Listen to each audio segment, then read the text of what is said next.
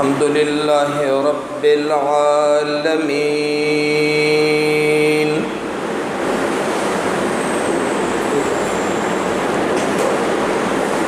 वस्सलातु वस्सलामु अला सय्यिदिर रुसुल। वस्सलातु वस्सलामु अला सय्यिदिर रुसुल व खातमिल अंबिया'i वल मुरसलीन व अला आलिहि व अस्हाबिहि अजमईन।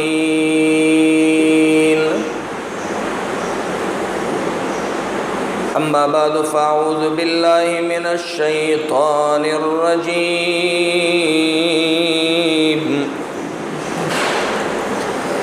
बिस्मिल्लाहिर रहमानिर रहीम।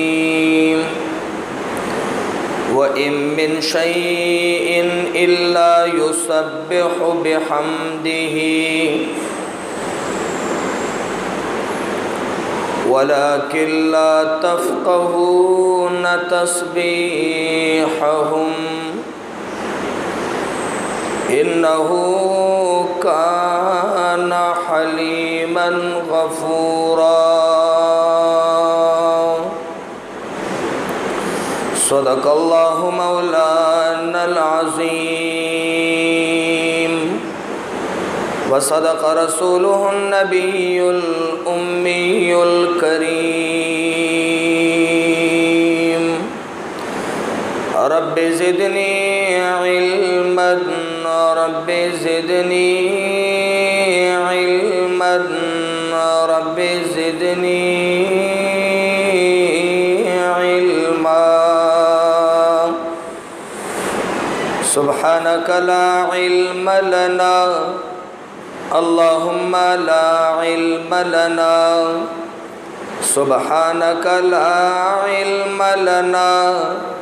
इल्ला मा अल्लमतना इन्नका अंतल अलीमुल हकीम। या रब्बि सल्लि व सल्लिम दाइमन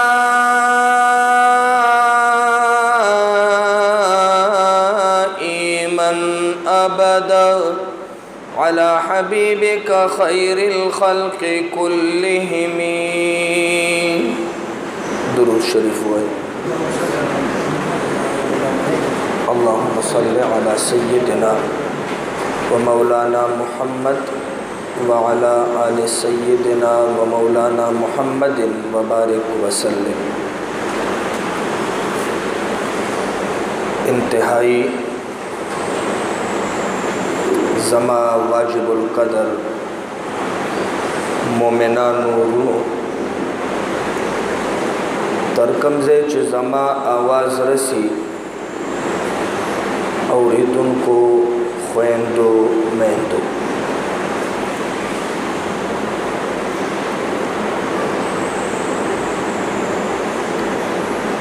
द 1438 हिजरी बमुताबिक 23 जून सन 2017 रमज़ानुल मुबारक दे उम्मत सरा द यौरज़े या द दो रज़ो मिलमदे।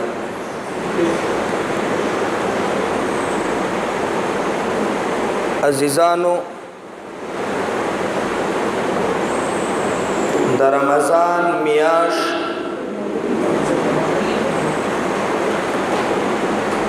मंगन पतेज़े सरा खपल इख्तिताम तरफता गामज़न और रवानदा।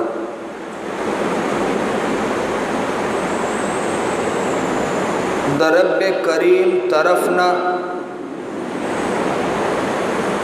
چې د کومو رحمتونو بهار په دې امت باندې راغلی و هغه بهار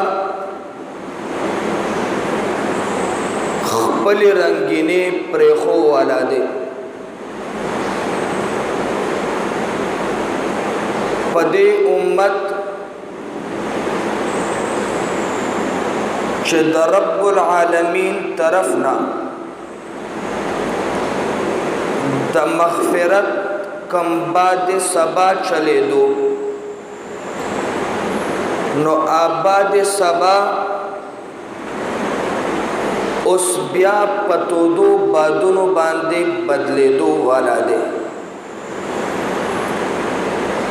پدے امت چې د رب د طرفنا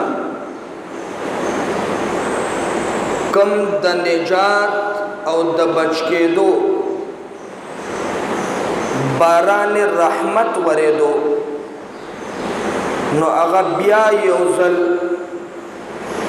په طویل خشک سالی باندې بدلېدو والا دی خو پتلو تلو کې رمضان دا امت یوازې نه پرېږدي بلکې دې امت ته خپل یو عظیم پیغام ورکوي دې امت ته خپل یو عظیم نصیحت کوي هغه دا چې اے د رب العالمین بندا څنګه چې تا خپل رب زما پشپو کې یادولو دانا چې زما د تګ نه پس د رب یادګیرنه هېره کې څنګه چې تا خپل رب زما په ورځو کې یادولو دانا چې زما د فراق نه پس ته د رب یادګیرنې سره فراق شروع کې څنګه چې تا په زړه کې زما خوف او یره وه زما شپو ورځو کې تا الہ العالمین ته سجدې کولې الله سره دې روغه او جوړه کوله دانا چې زما د تګ نه پس ته هغه رب سره بیا د دشمنۍ او د جنگ اعلان وکې هغه رب بیا ځان نه مرور او خفه کې زما پیغام تا ته دا دی څنګه دې چې زما ورځو شپو کې رب یادولو نو زما د تګ نه پس هم خپل رب یادوه ما کې دې رب سره تعلق جوړولو نو زما نه پس هم رب سره تعلق جوړوه زما ورځو شپو کې ستا پریکټس او تیاری وشوه الله سره د تعلق جوړولو تجربه وشوه زما د فراق او جدای نه پس اوس هغه پریکټس جاری ساته هغه تجربه جاری ساته دا پیغام رمضان دی امت ته ورکوي دا خبر رمضان دی قوم ته ورکوي او دا وینا کوي که ته څنګه زما ورځو شپو کې الله یادې قابل قدر جوړېږي نو که زما د تګ نه پس ته د عام کال په ورځو کې ما رب سره تعلق جوړول کې زما رب سره تعلق جوړول غواړي نو بیا په دې خبره ځان پوهه کا چې د رمضان سعادتونه تا د پاره ختم نه دي بلکې د عام ورځو د عام شپو رمضان نه علاوه د کلونو الله سره عبادت کول هغه هر ورځ تا د پاره رمضان هر شپه تا د پاره رمضان هر ورځ تا دپاره قدرونو والا او هر شپه تا دپاره قابل احترام او قابل قدر ده. خو چې په کومو ورځو شپو کې د رب عبادت نه نو هغه یو لمحه هم د هزار ها کفر نه زیاته شدیده او بدترینه ده. خیر، رب العالمین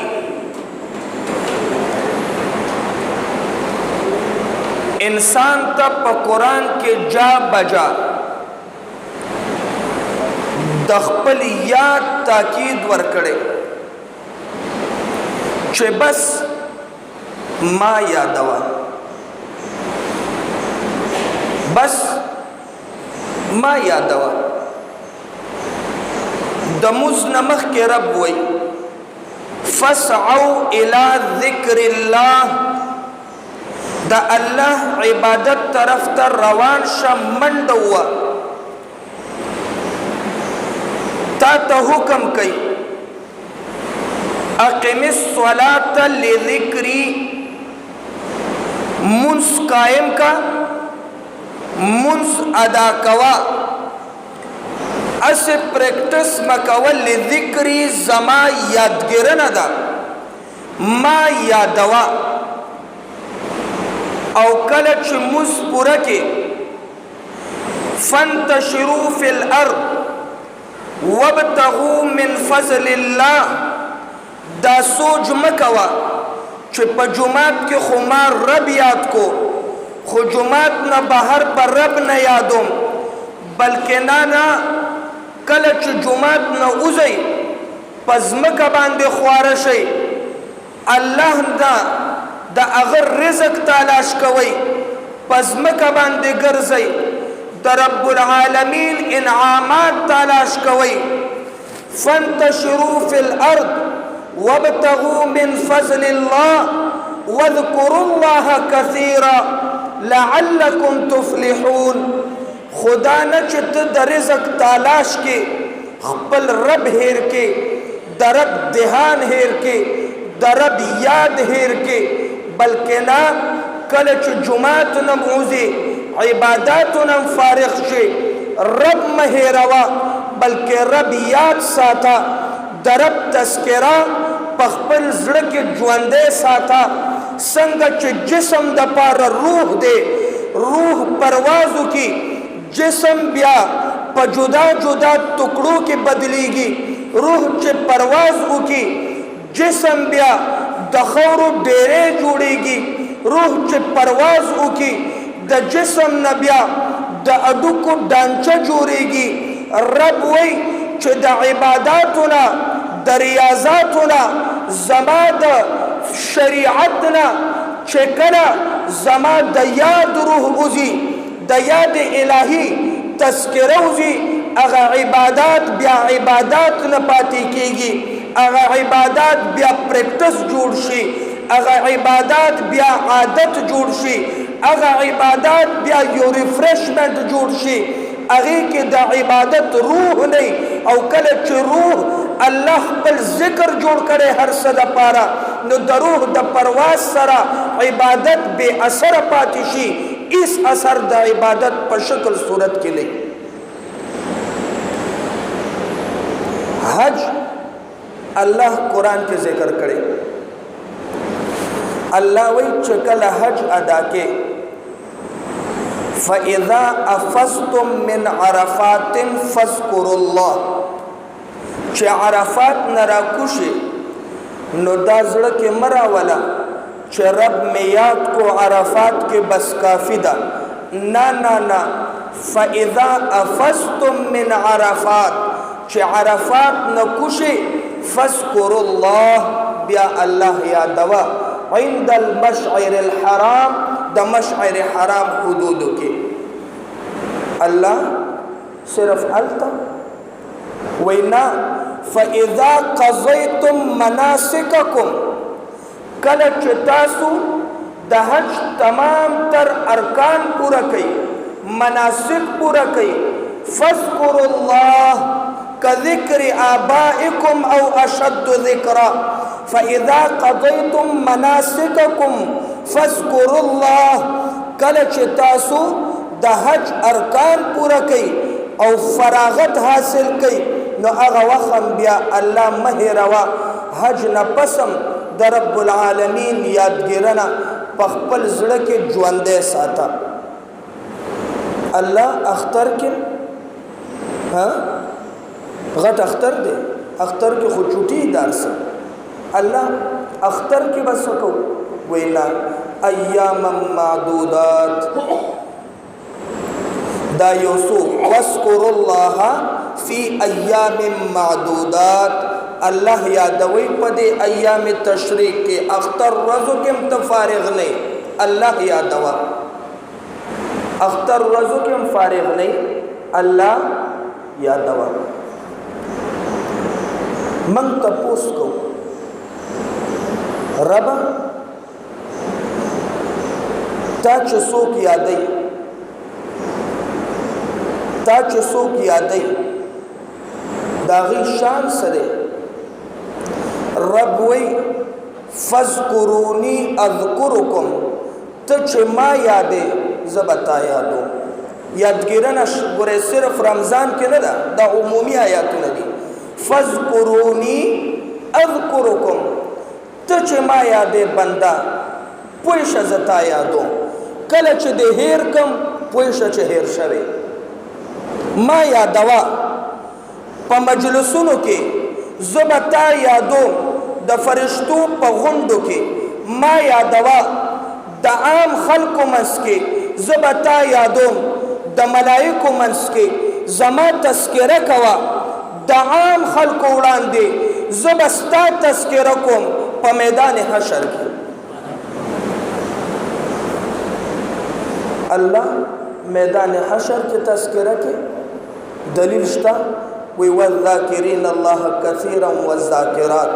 اعد الله لهم مغفرة واجرا عظیما اغه خلق چې الله یادی که ذاکرین سړی دی او که ذاکرین زنانه دي چې رب یادی د رب دهان ساتي رب نه هېروي الله وی اعد الله لهم مغفرة واجرا عظیما دی دپاره ما رب عظیم مغفرت تیار کړي عظیم اجر عظیم تیار کړي الله څوک دې چې نه یادوي څوک دې چې نه یادوي وی یا به کافر او یا به منافق ان المنافقين يخادعون الله وهو خادعهم اذا قاموا الى الصلاه قاموا كسالى يراؤون الناس ولا يذكرون الله الا قليلا رب نه یادوي اسې که بای چانس پې جبر راله راغلی بیګنې د رب دهان هغه سره دی یا منافق او یا کافر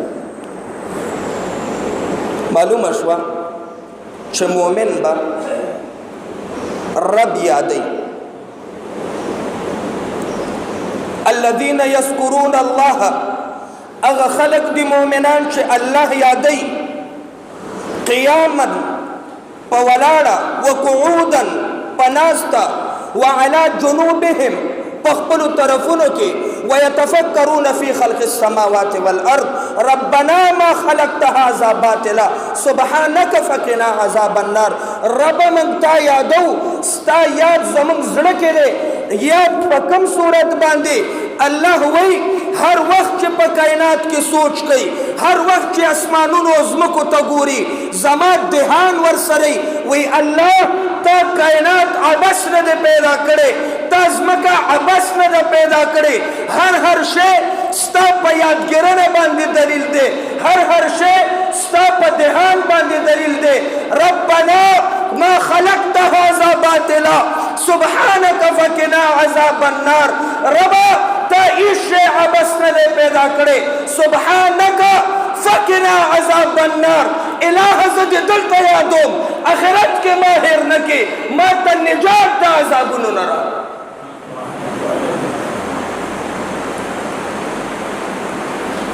اللہ وی صرف تمانے آلے تسبح له السماوات السنن ما تا دا قرآن آیاتون دل خواند آلے ویم چه صرف قرآن وایو بس صحیح ده کنه تسبح له السماوات السبع والارض ومن فيهن تسبیح بیانې سچ پاسمانونو کې او سچ زمکو کې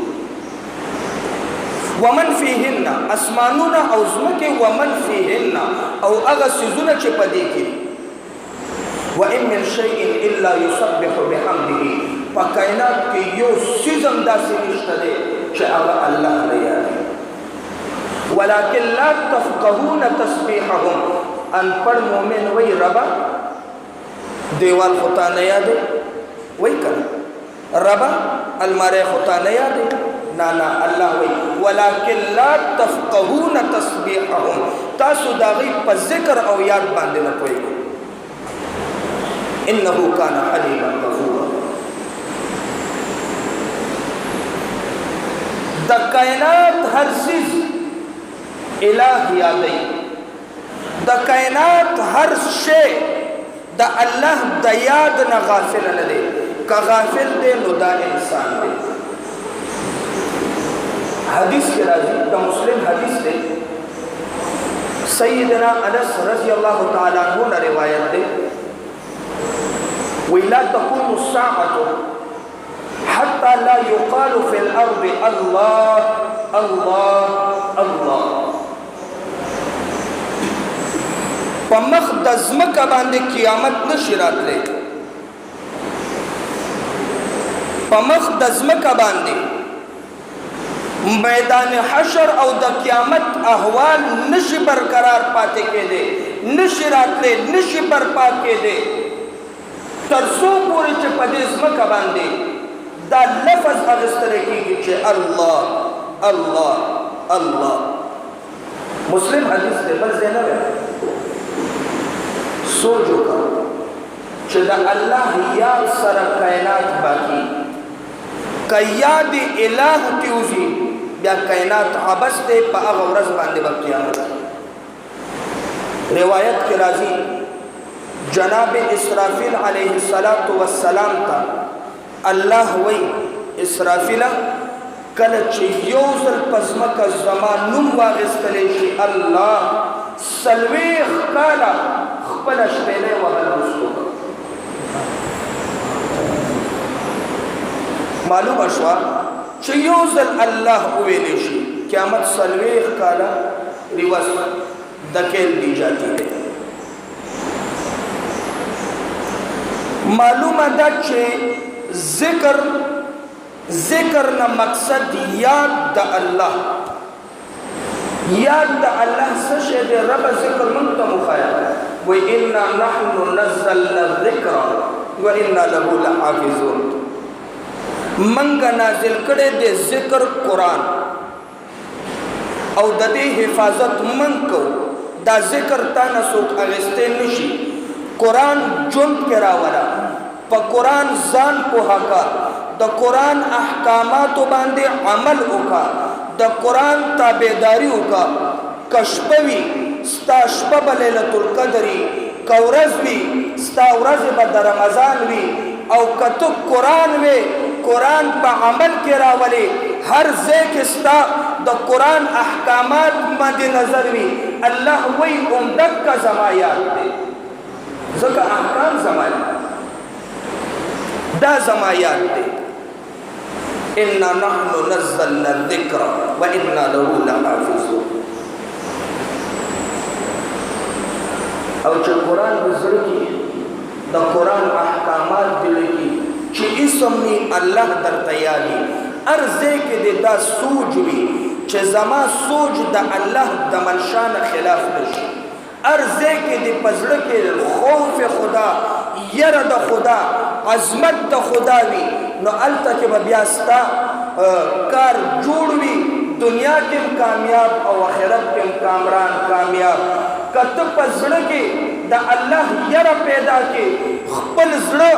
د الله د پاره وقف کې نو د دنیا شاهان او بادشاهان د هغې خادمان او نوکران د دنیا عام خلق وي زما د په ذات د رب قسم وي د اولیاء الله خادمان بیا صرف او صرف شاهان او بادشاهان دي.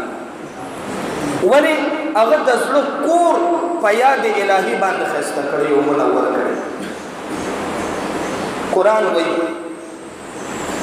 د بلقیس واقعه را نقل کوي. تخت سلیمانی د دنیا په هواګانو ګرځي او سلیمان په دنیا بادشاهي کوي. د هغه په حکمرانۍ کې معلومات وشو چې نږدې خوشا علاقو کې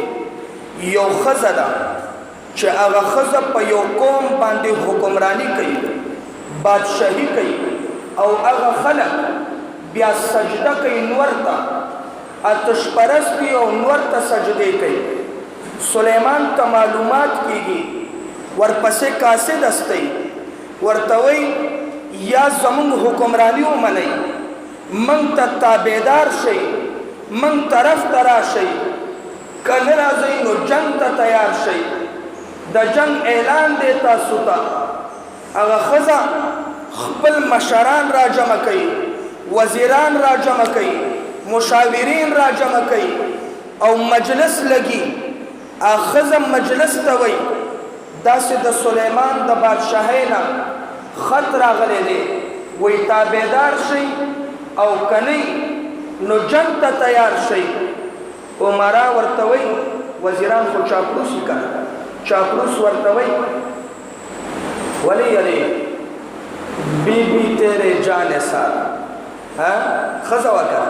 بی بی تیرے جان سار بے شمار وایه که نه بے شمار، بی بی تیرے جان سار بے شمار بے شمار، بی بی ستا جانثار ډیر دي، آپ قدم بڑھائیے ہم تمہارے ساتھ ہیں.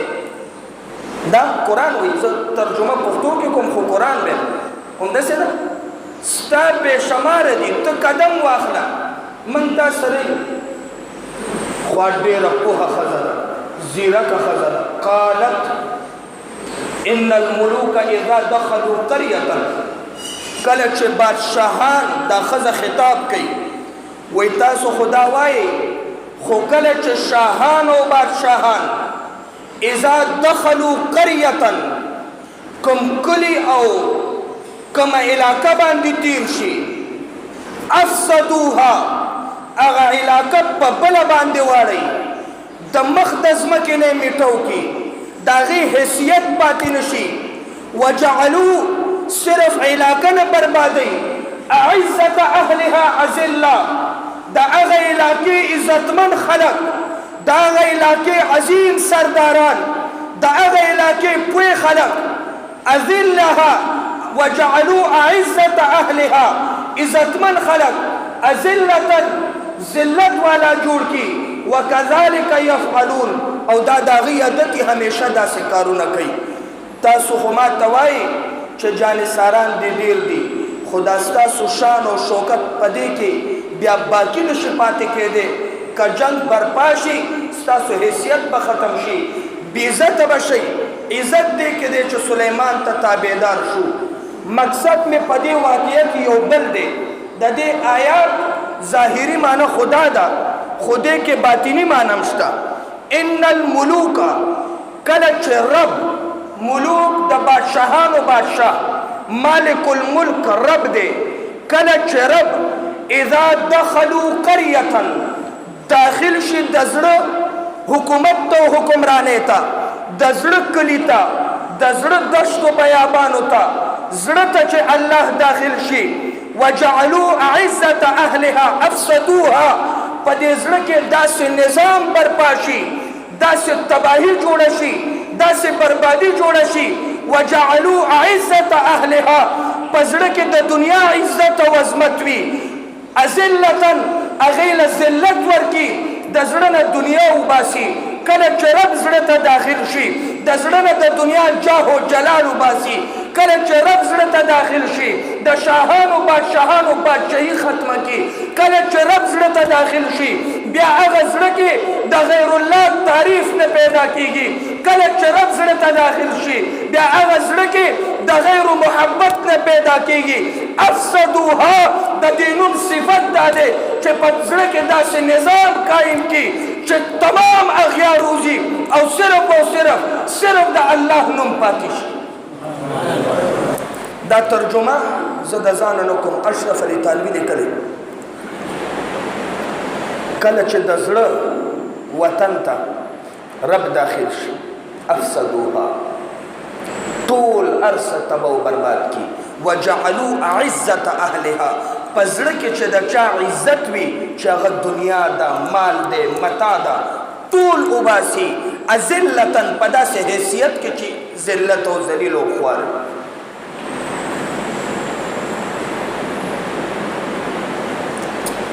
د اولیاء الله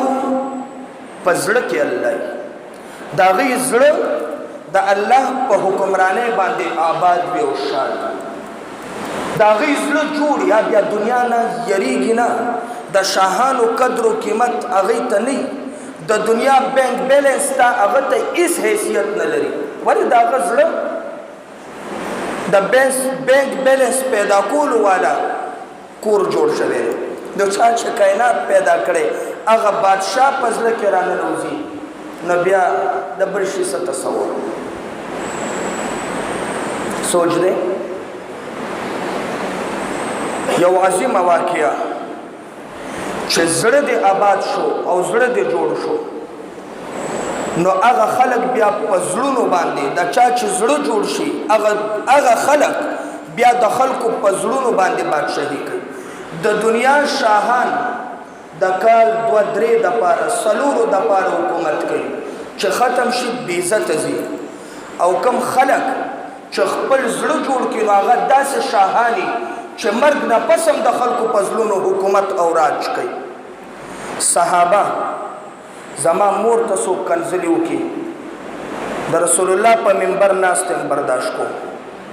زما پلار ته څوک کنځلي وکړي زما د پزاد د رب قسمې برداشت کوم.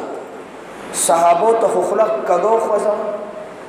چې اسم وس کې نه دا ځان خو در باندې کوتره کوم. صحابو ته خو کنځل وکړه چې اسم وس کې نه دا ځان خو در باندې حلالو. او دا د هر مؤمن صفت دی، داسې نه ده تیز ووایې، داسې نه ده، داسې ده که نه ده. مور پلار ته به کنځلې برداشت کوو،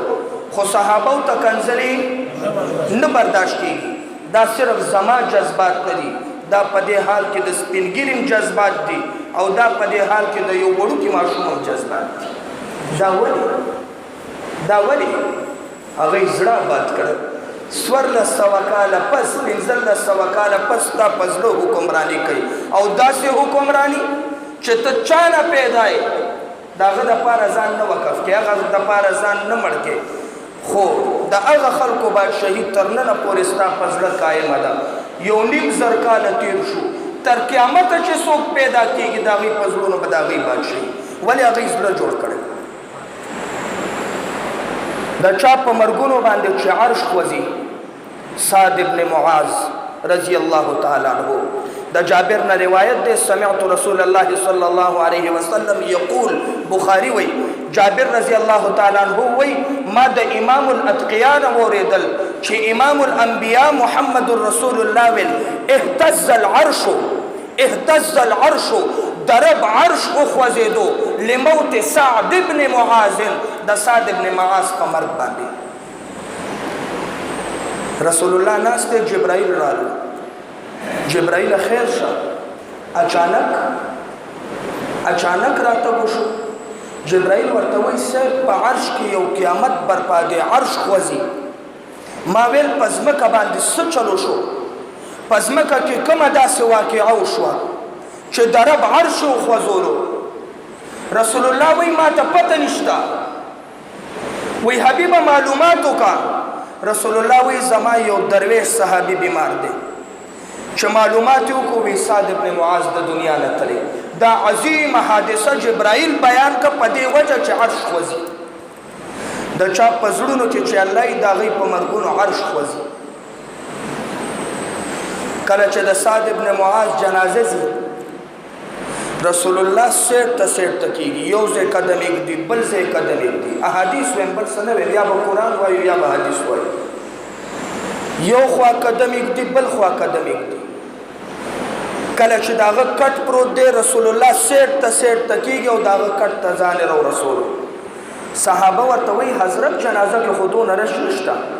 دا ولې اوچت او سیټ ته قدمونه اخلي؟ امامه په دې کمره کې خو رش نشته، دا ته ولې داسې جوخ ناست دی؟ رسول الله ورته وایي ای کاش صحابو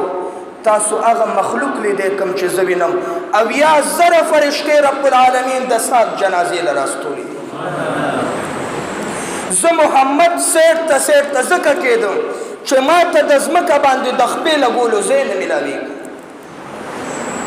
زه د جسد جوخ په کمره کې ځکه ناست یم چې کمره د فرشتو نه ډکه ده او د سعد دیدار له کمرې ته راغلی دي. زه یې چې ولیدم نو یو فرشتې خپل وزر سیټ ته کو، ما محمد ته یې ځای راکړو. دا د سعد ولې زړه د الله په یاد باندې آباد کړی. یو منافق را پاسېدو، بخاري منافق لیکلی دی، وایي د سعد جنازه خو ډېره سپکه وه، ودې کته د سعد جنازه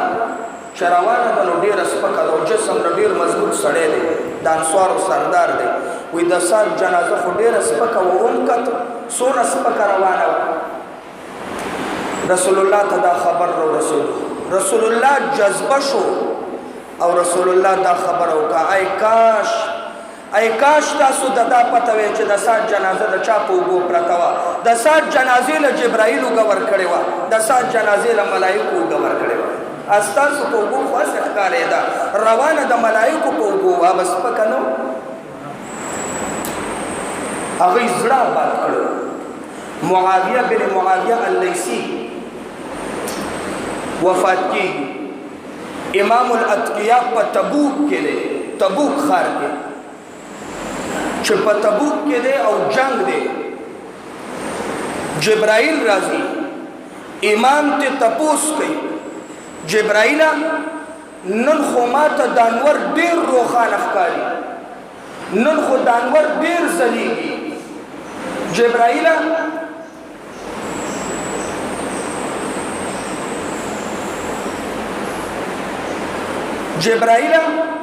نن خو د انور ډېر ځلېږي، وجه څه ده؟ جبرائیل ورته وایي حبیبه ستا یو درویش ملنګ صحابي وفات شوی دی. رسول الله وایي څوک وفات شوی؟ وایي معاویه بن معاویه اللیثي وفات شوی. ننور ولې ځلېږي؟ جبرائیل ورته وایي د رب د عرش نه او د اسمان نه 2 صفه ملائک ځمکې ته راکو شوي دي او د هغه 2 صفو ملائکو دومره نور دی چې کائنات ټول داسې روښانه ده. رسول الله ورته وایي جبرائیل زه خو تبوک کې د چا جنازې ته چې د اسمان فرشتې راځي، د چا جنازې ته د حضور دپاره چې رب لم یزل فرشتو ته حکم کوي لاندې کوشئ، زما د درویش بنده په جنازه کې شریک شئ. جبرائیله زه محمد هم دا غواړم چې د داسې درویش جنازه وکړم، د داسې پاک سړي جنازه وکړم، خو زه ډېر لرې میلونو باندې سفر دی، زه به جنازې ته حاضرېږم څنګه؟ جبرائیل وایي حبیبه خفه نه شي، خپله وزره په ځمکه باندې وهي، د ځمکې نه تمام تر سیزونه او غرونه صفا کېږي. رسول الله د معاویه جنازه ویني او بیا ومنځ نه الله اکبر کوي او صحابه ورپسې ولاړ دي. د تبوک میدان نه د معاویه جنازه کېږي. هغوی زړه الله نه ورکړی او دا خو صحابه دي. زه د عام خلکو خبره درته وکړم، دا خو د صحابو تذکره ده. شیخ عبدالقادر جیلانی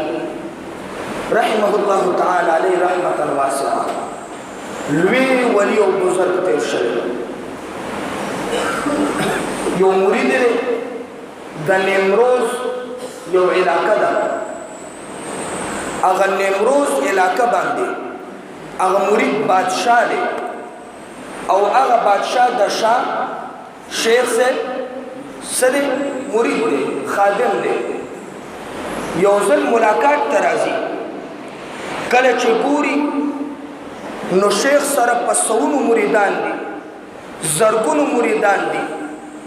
او داغه زیارت له یو ډله ځي بله راځي، یو ځي بله راځي، او هغې دپاره شیخ د خوراک انتظام کوي. دا بادشاه د نیمروز شیخ ته آفر کوي چې صاحب ستا خو دومره مریدان او میلمانه راځي، دومره لوی خلک ستا ملاقات ته راځي، زه دا غواړم چې د نیمروز ټوله ځمکه ستا په نامه کړم، او بیا ته د هغه ځمکې نه څومره پیداوار کېږي حاصلوه، او خپل مریدان په هغې ساته، ملاقات له میلمانه راځي، هغوی له خوراک ورکوه، تږو له تندې ماتوه، او د چا چې لوږه ده نو هغوی مړوه. کله چې شیخ ته دا خبره وکړه نو شیخ ورته وایي ای شاه ته خو عجیبه خبره کې د کمې ورځې نه ما عبدالقادر ته چې د نیمو شپو بادشاهي میلو ده هغه ورځې نه د نیمروز باچهي زما په نظر کې د مچ د وزر نه سپکه ده. د نیمو شپو بادشاهي زه چې یو ځل بارګاه خدا ته لاس اوچت کم بیا چې سم غواړم هغه حاضرېږي. ما ته هغسې بادشاهي میلو ده، زه به د نیمروز په باچهۍ څه وکړم؟ که باران وشو خو فصل به کېږي، که باران ونه شو فصل به نه کېږي. دا څه بادشاهي شوه؟ که زمیندار و خو فصل به کېږي، که زمیندارانو اړتانو کو نه راتله فصل به نه کېږي. دا څه بادشاهي شوه؟ زما خو په یو لاس باندې ټوله دنیا تابعداره ده. نو هغه خلک چې زړونه یې الله له ورکړي او د رب یاد پکې وي هغه خلک بیا خالی دي، هغه خلک بیا خالی دي. یو عجیبه خبره درته کوم، واقعا مشهور یو سړی تېر شوی دی سلطان محمود غزنوي، عظیم سلطان تېر شوی، عظیم بادشاه تېر شوی، په دلی باندې د هغه راج او تخت کابل نن نظر کاله مخکې. دا سلطان محمود غزنوي تاریخ لیکلی چې په دلی کې یو مندر باندې چې هغې ته مندر د سومنات وایي 14 حملې وکړي. څومره؟ 14 حملې، او په 14 حملو کې ناکام شو. یو ځل یې وکړ ناکام، بیا ناکام، بیا ناکام، 14 ځل حمله او ناکام. حال دا چې دا عام سړی نه دی، عظیم جنگجو دی او عظیم فتوحات یې کړي، کمان مضبوط دی، د جنگ په حالاتو پوهېږي، د جنگ تدبیرونه ورځي، هسې حملې نه دي کړي، پوره تیاري کړې بیا یې حمله کړې او هغې کې ناکام شوی. په فوج کې یو سپی ورته وایي صاحب موږ خو جنګ کوو خو موږ په خپل جنګ باندې غالب یو، راځئ یو درویش ملنګ له بلان شو، دعا به ترې واخلو، شاید جنګ وکړو. د هغه وخت عظیم بزرګ دی خواجه ابوالحسن خرقاني، مشهور بزرګ دی. هغه ورته چاوخولو چې د هغه دربار ته راشي. دربار یې څو یو ماته جومپړی ده، ګیر چاپېره دوړې دي، صحرا ده، خلک مریدان ورسره دي، خشکي ده. دا د هغه محل دی. سلطان فیصله کوي چې صحیح ملاقات ته به یې ورشو، دعا به ترې واخلو. کله چې راغلو نو هلته یو مرید ځای صفا کوي، د خواجه په دربار کې یو مرید ځای صفا کوي، دوړې جوړې دي. د هغه دوړو په وجه باندې د چا چې ډېر ویښته نو خشکي پیدا کېږي، خارښ کوي، او پخوا خو فیسیلیټیز نو په سر کې به کلیام سپږې ګرځېدې او کېدې به.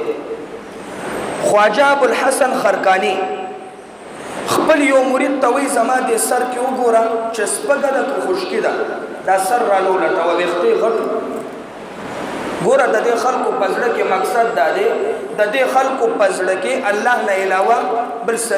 د دنیا جاه و جلال د دې په نظر کې هیڅ حیثیت نه لري. دې پورې دا واقعه کو چې هغه سر ولا لټۍ. دې وخت کې چې کوم مرید بهر جارو والا هغه د سلطان محمود غزنوي قافله ویني، چې دا عظیمه قافله راغله نو په تیزۍ کې په منډه رالو او دا کم کس چې صاحب له سر ګوري هغه ته غوږ کې پټ وایي چې باچا حاضر شوی دی سلطان محمود غزنوي د وخت حکمران بادشاه رالو نو دا کم چې سر لټی ته چغه کا سیب سیب سیب خواجه ورته وایي څه چلو شو وایي چې بهر باچا راغلی دی هغه ورته وایي مړه ما ویل که زما سر کې د چاته غټه سپه ولیده سوچ دی ما ویل که غټه خبره وشوه چېرته سر کې د سپږه پیدا کا دا خو عام خبره ده باچا راغلی اوس دې مال که زما سر کې د سپږه پیدا نو د هغوی په زړه کې ګونګیان یې کاڼه یې ړانده یې څو منبوک منوم یونې تاسو بلکل په خبره پوهېږئ نه ماشاءالله سبحان الله وایي چې زه هم پوهېږم چې تاسو پوهېږئ کله ووایه تیز ووایه تیز ووایه څه وایي ما ویل چې زما سر کې د غټه سپږه ولیده ځکه دې داسې چغه وواره دا خو وړې خبرې دي بادشاهان وزیر راځي کله چې هغه دم نه رالو نو حضرت خپې داسې خورې کړي هغه سره یې ملاقات وکړو د مېلمستیا په خاطر ورپاڅېدو میلو شو کېناستو نو هغه ته وایي ما داسې د سومنات مندر باندې 14 حملې وکړي او په هغې کې ناکام شو راغلی یم چې ما ته دعا وکړي چې رب مې آینده حمله کې کامیاب کړي او دا څه تحفه مې راوړې ده نو یو غټه تیلی ورته کېښوه چې هغه د دینارونو او درهمونو نه ډکه نو چې کېښوه شاه صاحب ورته دا نه وایي خواجه چې دا واپس کړه بلکې یو مرید ته وایي چې څه د خوراک تلاش کړه د دې مېلمستیا وکړه خوراک پې وکړه نو مرید ګرځي ګرځي یو سړه روټۍ لږه شانتې ټوکړی را پیدا کړه هغه یې حاضره کړه وایي چې دا شته بل څه نشته بس د ورکړه چې سلطانه دا وخوره دا زموږ طرف نه مېلمستیا ده کله چې محمود غزنوي هغې نه یو نوړی خوله کې واچوله نو هغه دومره خشک او وچه وه چې نه تېرولی شي او نه توکولی شي اوبه یې وغوښتې مرید اوبه حاضرې کړې محمود غزنوي اوبو ګیلاس وڅښلو دې وخت کې تپوس پې کوي ابوالحسن خرقاني چې سلطانه دا اوبه دې ولې داسې زر وغوښتې څه واقعه ده لکه چې روټۍ ډېره سړه وه هغه ورته وایي چې حقیقت دې وویل روټۍ دومره سړه وه چې زما لاندې نه تېرېده د اوبو په زور مې تېره کړه ابوالحسن خرقاني ورته وایي دا تا چې کومه تیلی تېره کړه دلته ایښې ده زما د په ذات د رب قسم وي د دې مرۍ نه مې لاندې نه تېرېږي دا تیلی واپس واخله عظیمه خبره کې عظیمه نشاندهي وکړه سردار پوهېږي محمود غزنوي چې سړی خالی نه دی پیسو ته چې ټینګ شو بس ټینګ چې پیسو ته د چا خپې رپي سړی نه دی د هغه بزرګي مزرګي مه منه هغه بزرګي اړونده نه پیسو ته چې ټینګ شو خپې نه رپېږي سړی دی چې پیسو ته د ټینګې نو او په خپو باندې رپ راتلو په دې خبره پوه شه چې دا خیر خریت دی دې وخت کې صاحب هغه له چغه وباسي چغه او وایي دا چغه واخله او کله چې ته جنگ ته لاړ شي د جنگ په میدان کې جنگ شدت اختیار کی په جنگ کې تا ته مشکلات پیش شي نو هغه وخت کې دا چغه مخې ته کېده او 2 رکعاته لمونځ وکړه هغې نه وروستو رب ته دعا وکړه چې الهه د دې چغې والا که ستا په دربار کې څه حیثیت وي نو د هغې په خاطر او برکت باندې اله العالمینه ما په دې جنگ کې کامیاب کا همداسې عمل کېږي د سومنات په مندر باندې بیا حمله کوي 19مه حمله ده او په دې کې بیا ناکامۍ سره مخ کېږي فوري طور سلطان محمود غزنوي په ځمکه باندې چغه ږدي او بیا هغې ته مخامخ لمونځ کوي او دعا کوي اله العالمینه که د دې چغې والا ستا په دربار کې څه حیثیت وي الله ما پدې سومنات حمله کې کامیاب او کامران کا. کله چې محمود غزنوي لاسونه ځمکې ته راوړي فوجي هغه ته آواز کوي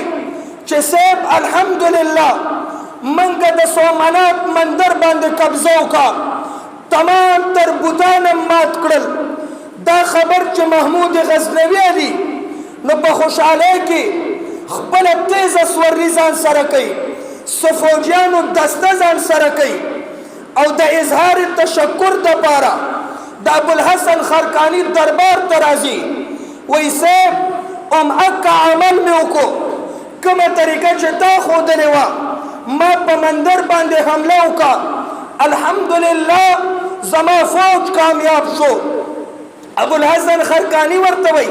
تا دعا څه کړې وه؟ وایي یکه دعا مې وکړه چې ربه که د دې چوغې والا ستا په نیز باندې څه قدر او منزلت وي، الله ما دې حمله کې کامیاب کا او دا مندر من ته راکا. ابوالحسن خرقاني جواب کوي وی اے محمود غزنوي تو خو د یو مندر خبرې کې زما د په ذات طرف قسم وي که دې وخت کې دا دعا کړې وې الہ العالمین ما ته د تمام کائنات بادشاهي راکا، د تمام ځمکې حکمراني راکا، زما د په ذات طرف قسم وي تو خو د یو مندر خبرې کې رب تعالی د ټولې دنیا بادشاهي درکړې وه، نن به ته فاتح سومنات نه وې بلکې فاتح جهان به وې. د دې خلکو په زړونو کې الله دی او د چا زړه کې چې الله وي هغه ته بیا د دنیا جاه او جلال قدر او مرتبه هیڅ حیثیت نه لري. د دنیا دا پینټوان منټوان، د دنیا دا بینکونه منکونه، د دنیا دا شوق موق، د دنیا دا ګاډي ماډي هغه ته هیڅ حیثیت نه لري. دا به ستا په نیز باندې قدر او منزلت والی او تم الله یاد کا. مقصد مې دا دی چې جمعة الوداع خیری جمعه ده، دا تفصیلی بیان مې په دې وکړو په دې خبره باندې چې الله یاد کا. د رمضان پیغام تا ته دا دی څنګه دی چې زما شپو ورځو کې رب سره تعلق جوړ کو یادولو دی،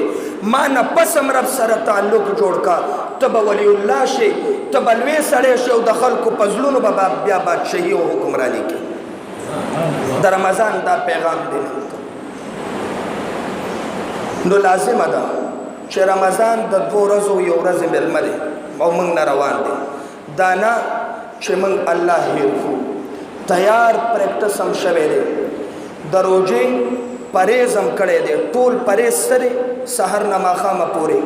ډاکټر هم دوی سره پرهیز ورکوي او دوی د دا وه چې د شپې 20 رکعاته تراویح، دوی د دا وه چې دې سره نور د شپې عبادتونه، دوی د دا وه چې د دنیا هر قسمه خپل د شوق سیزونو نه نفرت کول او ځان بچ کول او پرهیز د سحر نه تر ماښامه پورې خوله بندول،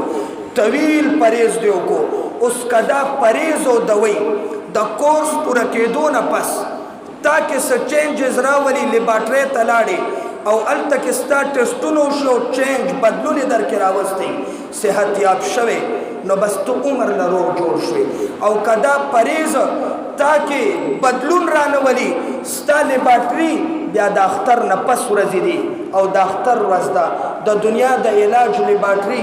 عام لیبارټري ده او ستا لیبارټري د اختر په ورځ باندې ستا لیدل دي چې ستا لباس څنګه دی، د رمضان اثر د په مخ باندې شته که نشته، الټه د په ځان باندې بلیډ والی دی که نه دی والی، ستا نظام څنګه دی، رمضان نه پس ستا خلکو سره طور طریقې څنګه دي، رمضان نه پس ستا خلکو سره تعلقات څنګه دي، رمضان کې د څنګه بد کارونه نه کول، رمضان نه پس څنګه یې. موږ به هغه لیبارټرۍ کې بیا ستا چیک اپ کوو، بیا ګورو چې د رمضان کورس تا ته فایده کړې او که نه ده کړې. که دې کورس فایده کړي خو ته به ښه سړی شوې، که دې کورس فایده نه کړي تا ته او حقیقت دا دی چې دا فایدې والا دی، تا کې نقص دی، د تا دې سره پرهیز ټیک نه دی کړی، موږ به پوه شو چې ستا پرهیز کې چلو، تا دوی بې ټایمه خوړلې ده، تا صحیح علاج نه دی کړی، نو بیا معلومه شوه چې ستا دپاره یو کله چې مریض پرهیز نه کوي دوی سره نو هغه مري او بربادیږي هغه د پاره واحد حل مرګ وي